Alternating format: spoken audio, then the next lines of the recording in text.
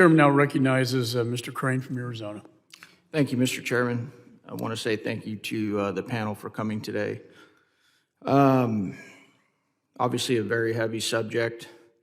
I especially want to thank the victims here today for coming and testifying about what we can do to help stop sex trafficking, especially around major sporting events in the U.S. Borders Czar Tom Homan recently announced that more than 62,000 migrant children have been rescued by the Trump administration and saved from truly despicable conditions, including sex trafficking, forced labor after they cross the border without parents under the Biden administration.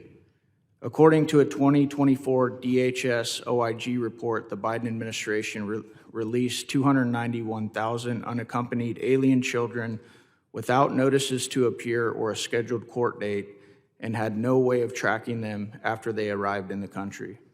What makes this even more troubling is that just yesterday, over 200 House Democrats voted against the Kayla Hamilton Act legislation that includes provision that strengthened protections for unaccompanied alien children by requiring thorough background checks of potential sponsors and adult household members and imposing stricter criminal history requirements. Sheriff, do you think that these families that we're putting these unaccompanied minors into, do you think that those families should be vetted? Absolutely. Do you think they should be thoroughly vetted? Absolutely, top to bottom. Can you see any reason why people in this very chamber would be voting against that? I can't think of a reason. Thanks, Sheriff. Ms. Maffa, you mentioned several major sporting events where many traffickers and predators were arrested. And I appreciate you bringing up that data. I'm guessing most of these arrests were likely due to digital online investigations. Can you confirm or deny that? I would have to go back and check, but I assume many of these were based on online stings and some joint cooperative between local and likely federal law enforcement. Thank you. Ms. Litvak, thank you so much for that amazing testimony. When I get to hear individuals like yourself who have taken something that's just awful and atrocious and turned it into something amazing and beautiful, it's one of the most powerful testimonies I've ever heard. And I also appreciate that you brought up one of my favorite scripture verses as well, Genesis 50:20. I think that's so awesome. I've never met you in my life, but I'm proud of you for doing what you're doing.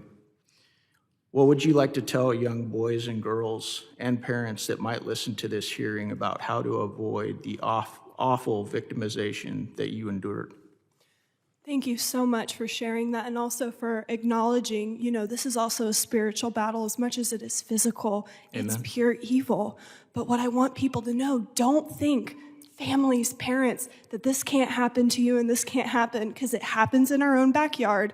No trafficking zone understands. This happens in every single school district. This happened to me in Katy ISD. There's wonderful teachers there. Some of my best friends work there, but also there's a lot of complacency. So not always are people's intentions malicious, but parents and families need to be on the lookout for vulnerable children. And Jeffrey Epstein in the Ghislaine Maxwell case is a great example of this, who were recruiting and paying other children who were impoverished and who were in marginalized and different communities that were more susceptible to being given, whether it was a couple $100s or an incentive for peer-on-peer recruitment. So anybody can be a victim, anybody can be a trafficker, and anybody can be a buyer as well, but also a procurer of forced labor, and this can happen to any child. And I never want somebody to have to walk through what myself and my family have walked through, and countless other victims, so many who will never get to have their voices heard, and they have a voice, but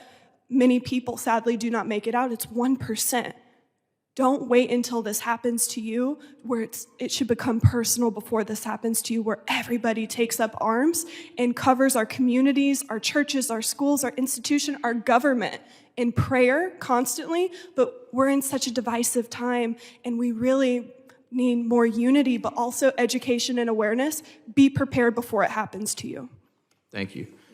My last question, Ms. Lundstrom, you discussed many failures in our legal system to hold traffickers accountable. You went through several examples of arrests and then traffickers not being held accountable. In your opinion, ma'am, what is the disconnect with our justice system? Why do you think more of these individuals aren't actually being incarcerated and held accountable? That's a great question, and I wish that there was a single answer. I think there are many different systems failures along the way, and the reality is because we don't have comprehensive data and because we don't share information across information silos, we're not truly able to see a full picture of where those gaps are and how best to address them. And that's actually something that Polaris is working on right now, is a national framework that would help identify risk patterns across industries, coordinate law enforcement and service providers, and deploy resources to where they're needed. But ultimately, it starts with having that data and intelligence and being able to talk about it and look at the different pieces of the story. Thank you. I yield back.